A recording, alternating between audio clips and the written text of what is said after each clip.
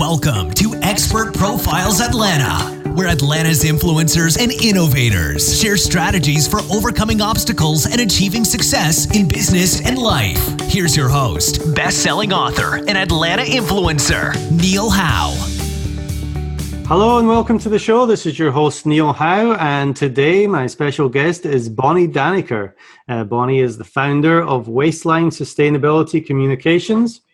Wasteline helps small to mid-sized businesses drive their customers' buying decisions, their employees' engagement, and their company's green practices by helping them to develop meaningful evidence-based content about sustainability efforts.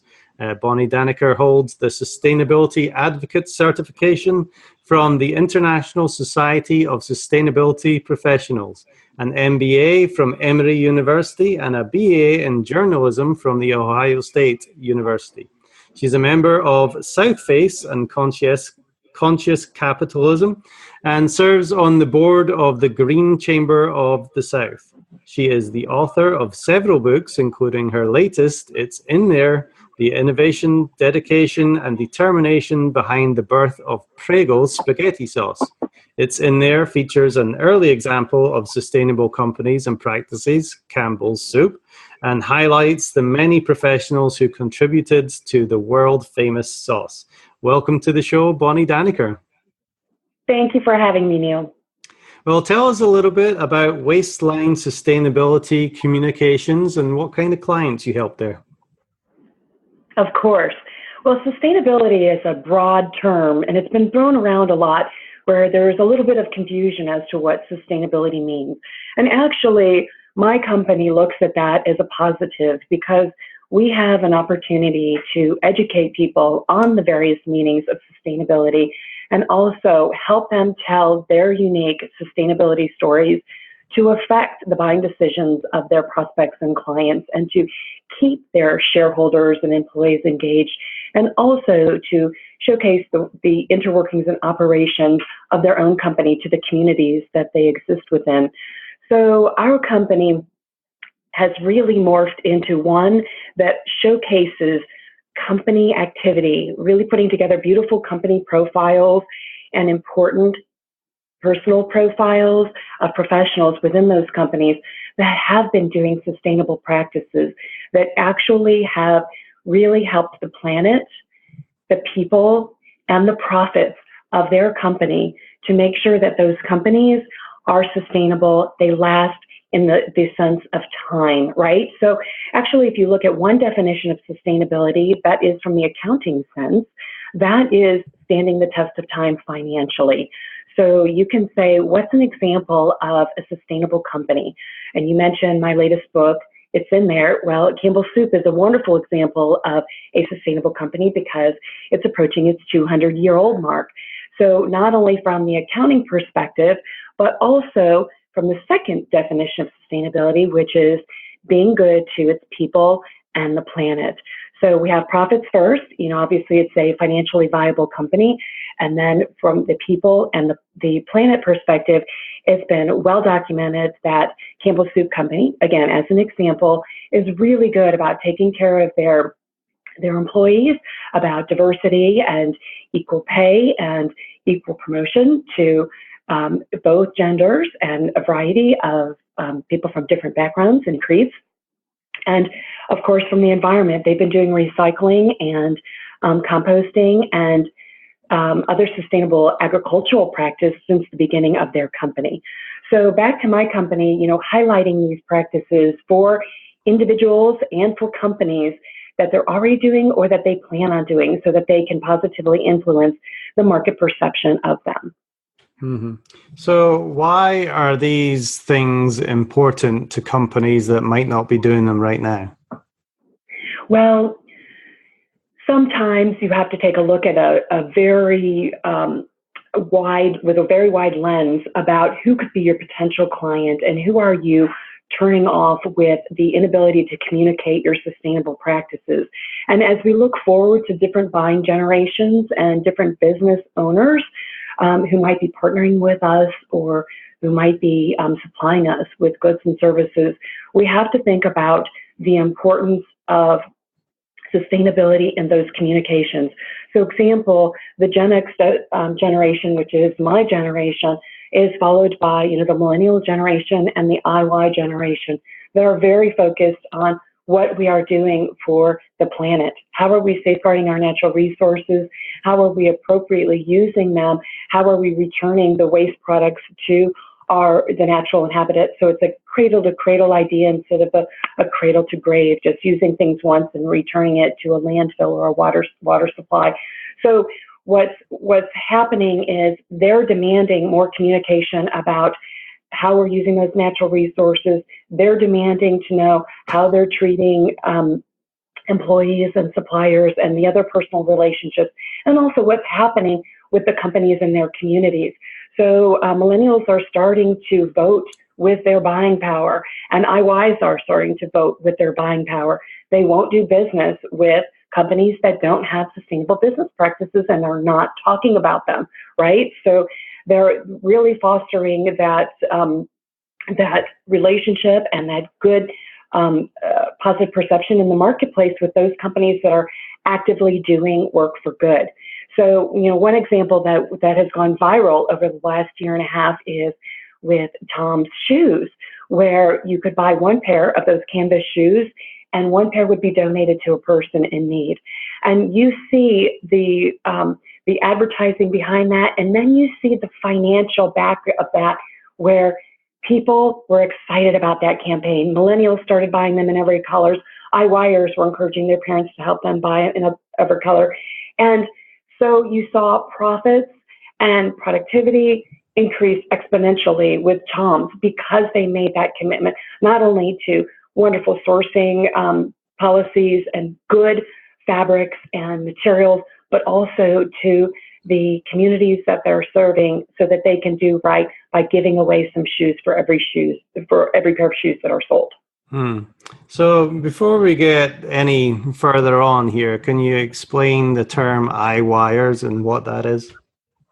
Certainly. So the generation behind the millennials is right behind them. So these are those that are born from 2003 forward. So, you're seeing in 2018, 15 and 16, or 14, 15-year-olds that are earning some small income on their own. They're definitely influencing their parents' decisions, but this is the generation that has never had an experience in the world without computers, without phones, and with the focus of the individual. So, we have many wonderful products on the market produced by Macintosh, saying, or they're called, the iPhone, the iPad, the iNote, the iPod, etc.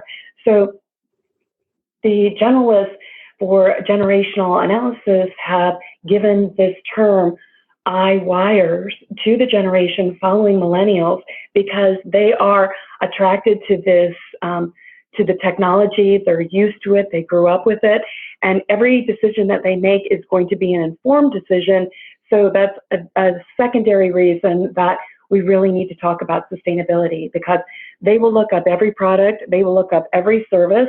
They will look up every company to see what companies are doing in terms of sustainability. Are they influencing their communities for good? Are they treating their workers right? Are they using raw materials and taking care of nature responsibly? Absolutely. So we need to make sure that we have communication for every stage of potential buyer and every stage for potential supplier and every person that might interact with us in the community. Again, and that's why sustainability communications is so important.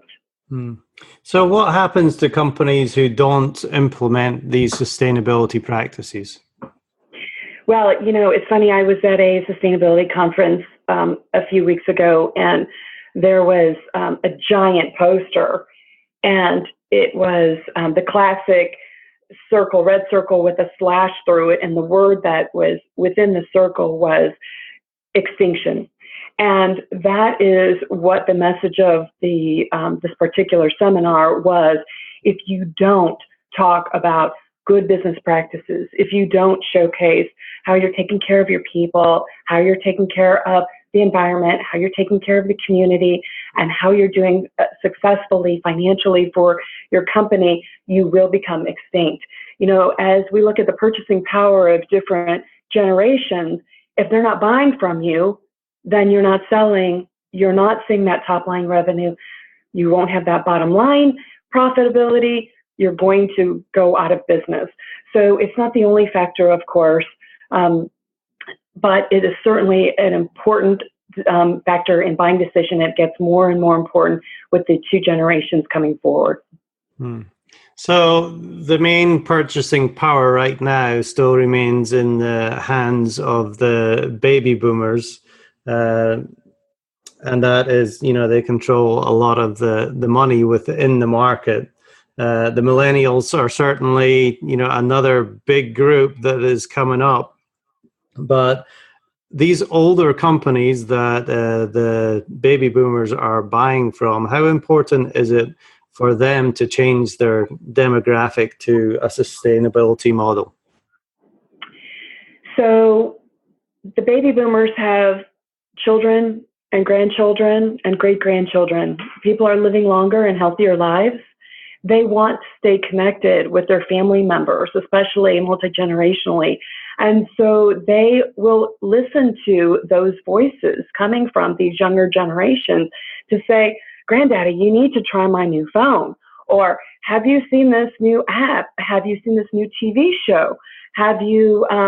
Will you communicate with us in various technology, with various technology? And I think that is really driving some of the decisions of the people in the baby boomer generation that want to stay hip and stay connected.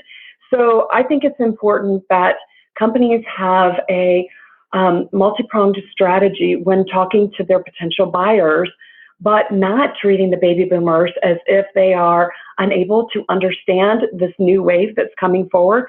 And actually, the funny thing is, and this is something else we talked about at the Sustainability Conference, is that a lot of these principles of being doing right by, again, your people and by the planet for good profit, they were really alive and part of the conversation in the 70s.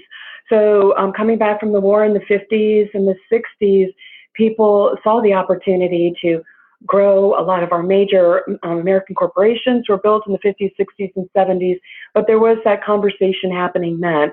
And I think we got away from it a little bit with the industrialization and the tech push of the 80s, 90s, and 2000s, but now we're kind of trying to rebalance that and bring the pendulum a little bit closer to the middle, where we can both have the advancements in the technology and industrial sectors, but still understand the importance of our beautiful planet and the resources that we have, and how we can continue to be our own ongoing concerns and be sustainable people and communities and, of course, businesses with that. So what are the benefits to companies who implement sustainability? What does it mean to the bottom line for them? It can make or break the bottom line. It is, as I said, just one factor. However, if you have, I'll give you an example. So there was a new diaper that was created by Procter & Gamble a few years ago, and this speaks to the power of social media, but also to sustainability, where the mothers were talking about the improvements that could be made in this particular type of diaper. And of course, no one is crazy about the disposable diapers contributions to landfill, and we're working on that to see, what we can do with different fibers and the biodegrading process and so forth as a sustainability community, not my company specifically. But these women essentially decided not to purchase the new product produced by Procter & Gamble, and it went viral. And so if you've got mothers that are looking at, parenting blogs and reading the chat rooms and asking each other by phone and just talking with each other in different mothers groups and, of course, fathers groups as well, but in this case it was mothers, they are making the decision as a buying community not to buy this product. Essentially, that's a stake in the coffin for for the product line. And Procter & Gamble paid attention to that and actually reached out to this community and made some changes, and that product is back on the market. But there is a direct-to-consumer effect, but there's also a business-to-business effect where, there's a compliance part of this in many cases, in many industries, that you have to report these sustainability measures. How much waste are you pouring into our rivers? How much physical waste are you putting into the landfills? What kind of toxic emissions do you have? What kind of nuclear potential waste and destruction are you creating by, through your regular operations, and how are you putting into safety requirements into that? So it's important from a compliance perspective. I think there's a requirement there. I think vendors are requesting it because they want to do business with people who are doing business for good. And then, as I said before, our clients are demanding it. So if you stop focusing on communications in this regard, there's a chance that your communications could focus elsewhere and you would be fine. But the tide that we're in right now is all about sustainability and bringing that movement from being total business, total profitability, and not with much concern for the people or for the environment, back to the middle where we do want to have sustainable companies from a financial perspective, but also from a community perspective, a vendor perspective, and a stakeholder perspective. And that's certainly important. People are looking to do business with companies that are making a difference, and social media in the last 5-10 years has made a tremendous impact to businesses, both for good and for negative.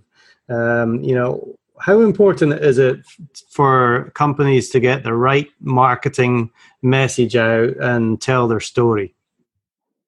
I think it's vital. Another example I could give, again, it's shoes, but this is a high dollar industry. But Nike had a challenge a few years ago where they were highlighted for unfair labor practices. They were using young children, actually using companies in Vietnam and Cambodia and other countries that were using very young children, as young as 4, to help with some of the stitching and cutting and so forth. And while children at that age probably have those skills, the communities that reviewed Nike's business practices agreed that was not in line with our American labor practices. We've outlawed labor practice, or we've outlawed underage labor in the 1920s. So again, this is almost 100 years ago when we're doing business with countries who have different laws than we do. Part of our existence for generations is not using these underage laborers, but we, Nike caught a lot of flack for that. And so once that was highlighted, they immediately took action. They pulled some products off the market.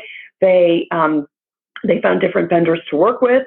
They looked at more national companies to work with domestically, and really put the message out that they're trying to do better. And really, this is a big message within the green space: is we can't always be quote unquote perfect, but we want to do better and we want to do good, and we can. And sometimes there are just little adjustments, or maybe just in the way that we talk about what we're doing is looked upon more favorably than the way we had said it before.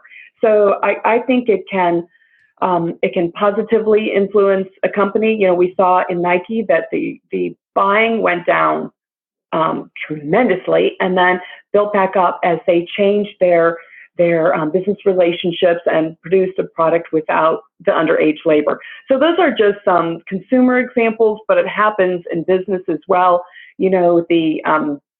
The sourcing for some of our trees, or for our honey, or for other products here in Georgia. I mean, Georgia is a leader in the agricultural community. We have 20 major agricultural products that we contribute to the breadbasket of the United States. And we're very proud of that. And it makes me glad to be here with my colleagues, because there is automatically a sense of doing things right. And we just need to highlight that a little more. That's interesting. I didn't realize there were that many. What kind of products does Georgia produce? Yes. Well, I think right now, being the springtime, you might, of course, know Georgia pines. The pine pollen everywhere, coating it with a light yellow coating. So pine is really important to us. We also have pecans and cotton and watermelon. We are the number one producing state for watermelon in the country. And blueberries, we're number 2. And we have tobacco, and we have other types of timber. And of course, shrimp is considered in the agricultural crop. We have our big coastline over there. And so we have all those things, including Vidalia onions, and we have some small leaf plants used for rubber. And we're just a really rich state. We have a variety of climates where, we have coastline, we have mountains, we have valleys, we have desertous region, we have rivers. And this causes us to be a very sound state, a lot of crop rotation, soybeans and corn, obviously, not as much corn as the Midwest or Heartland, but really we've figured out how to work with nature and bring forth the best. So, we can in turn grow other crops or other industries, like, of course, chicken and so forth. So we, like I said, we're kind of ahead of the curve in many regards in that if we're talking about sustainability, but we have a ways to go. And I really love the opportunity to showcase these companies and these professionals that are leading the way, so that we can use those as examples for others, not only in Georgia, but the Southeast and the rest of the country. So talk to me about Wasteline Sustainability Communications, your company, and what is it that you actually do for the companies that you work for? Well, like I was telling you, when you have good content, it's an advantage. Okay, so you can use this content throughout your operations and your marketing and your management, just talking generally with your employees, the compliance externally, recruitment, supply chain. There's both an internal component and an external component, and we service both of those needs. Our primary objective is to tell a larger story. So again, company profiles and personal profiles, but we also do things like case studies and white papers, articles and blogs. We have abstracts and scientific review and so forth. So my company has a subcontracting business model where I, as founder of the company, am not the expert in all areas of sustainability, but I have contracted other experts in their specific areas for help in developing content. So, for example, I might not be a wastewater expert, but I have a couple of people identified that can work as contractors on different projects that know things specifically about ionization or salinity or origins to the water table and from the water table. So these are people that I can connect with the opportunity. And what happens is we go to firms and do an assessment about what their goals are from a green perspective and from a communication perspective, and help them put together program plans and project plans about what kind of content we can create and what kind of derivative works they can create, and put together a time frame for them to post them. So sometimes it's more important to talk about green initiatives connected to a specific holiday or a specific community event. And sometimes it just needs to be in the regular vernacular. So it needs to appear in your sales and marketing materials, and it needs to appear in your speeches and keynotes about what's going on with the company. And then, of course, it needs to be part of your investor relations, because they want to know about this information too. And then, of course, there's the whole compliance part where you have reports and filings that need to happen to avoid audits or to prepare for audits. So, using subcontractors that have that area of expertise allows us to provide a number of different services, but we really like to concentrate on the overall company strategy and picture of sustainability, and then, of course, the experts that are within it, the individuals that we can profile as leaders. So We want to help as many people as we can. We don't have experts in all areas, but we do have a wide connection based on, the organizations that I've been a part of and continue to be a part of, but then also leveraging the existing content that we have from International Society of Sustainability Professionals and the Green Chamber of Commerce, and then, of course, the connections with my existing contractors and their wonderful circles of influencers and writers and so forth. So this is how we operate, and those are some of the things that we create. I think I mentioned, case studies and profiles and articles and so forth. And especially important, again, is the marketing and sales communication. Mm-hmm. Well, excellent. So, Bonnie, let's talk a little bit about the book. It's in there. Tell me why you went and decided to write this book, but also, what about Campbell Soup was great as far as the sustainability message? Thank you. So I had a company for many years called Right Advisors, and we founded that company originally to help people write books. We were focusing on nonfiction, business, biography, and health and wellness topics, and try to infuse all of our writing with messages of doing business for good. And during that process, we expanded into transmedia, not only books and electronic books, but merchandise and feature films, documentaries, and so forth, where we could take the content and repackage it and reuse it. And so when we saw the importance of sustainability and we saw opportunities to contribute positively in this space, we closed Right Advisors and we opened Wasteline to focus 100% on that. My last project, which actually was the liaison between Right Advisors and Wasteline, Sustainability Communications, was this project. So Bill Hildevold, who is my co-author on this, has his undergrad, master's, and doctorate from The Ohio State University. And I have my undergrad in journalism from The Ohio State University. And we were connected because of our involvement. Bill is the product developer on Prego spaghetti sauce and wanted to showcase the people that were involved in making this multi-billion-dollar brand. He wanted to showcase what a wonderful company that Campbell's is for its sustainability practices from the very beginning, as I mentioned, and then, of course, obviously, things that have influenced the community. So it's a profitable community, again, the triple bottom line of people, profit, and planet. So he originally came to me as a client to help him produce the book. I saw how it would be a wonderful bridge between our old company and new company, and I was personally invested because a lot of the tomato processing that happened with Campbell Soup Company happened in Ohio, where Bill and I are both from. So I helped him to create this book, which is part memoir and part product history. And it is a series of profiles of the wonderful people that were involved, as well as a really catchy, action-packed story of the intrigue that was behind this product and the relationships between Campbell Soup and some of the competitive companies. And it really sets the story straight as to the origins of Prego. We didn't buy the sauce from some other company, and we didn't steal the recipe from some beautiful little Italian grandmother. The product was developed in-house, and multiple, even hundreds of attempts to get that product right. So we wanted to do that, and I think with the book, we have accomplished that. And what's really especially wonderful about this book is that all the proceeds, 100% of the proceeds from the book go to fund scholarships that focus on food science, agriculture, technology, or environmental sciences. Wonderful. Well, it's in there, the innovation, dedication, and determination behind the birth of the Prego spaghetti sauce. I'm sure it's available on Amazon.